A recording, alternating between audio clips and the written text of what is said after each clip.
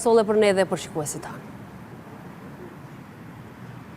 Shumë deklarime, por jo veç nga vetëvendosja, pati edhe në hollin e kuvendit, aty u deklaruan krejt partit opozitare, ku edhe të reguan se nuk do të marrin pjesë në seancën e pasdites. Pse e morën këtë vendim, do të na tregoj kolegja jon tjetër gazetare Djelza Berisha, e cila po ashtu ndodhet në kuvend. Djelza, mirëmbrëma.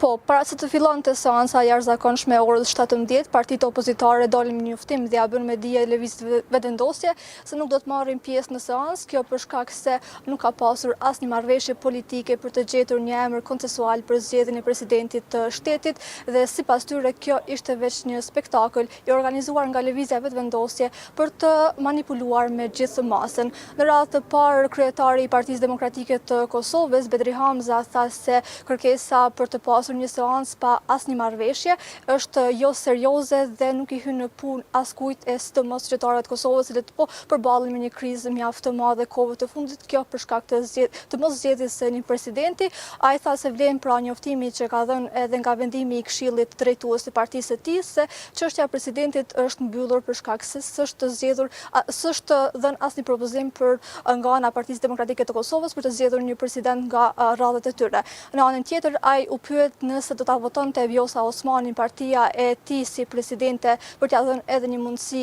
kësaj here, por ai tha se këtë gjë do të mund ta bënte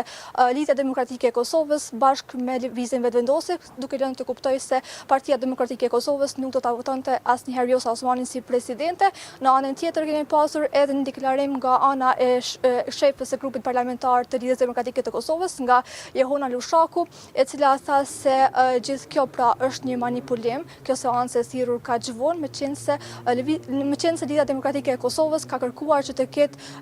ketë pra president nga partia atyre me një marrëveshje politike, gjë që nuk ka ndodhur dhe si rrjedhoi mbajtja një seance të tillë pa marrëveshje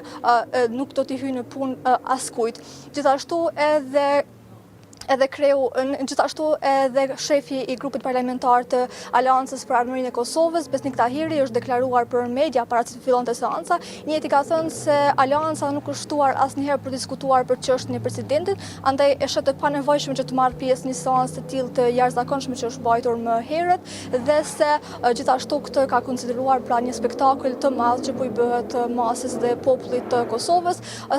Gjithashtu, pasi që është përfunduar seanca, kemi parë edhe një deklarim nga shefja grupit parlamentar të lëvizjes vetëvendosje Arbriena Gapsi, e cila tha se do të punojmë pra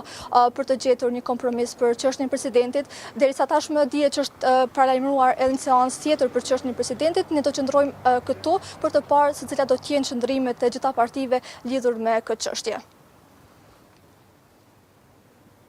Po Djelza, të faleminderit shumë për gjitha këto informacione që solle për ne dhe për shikues.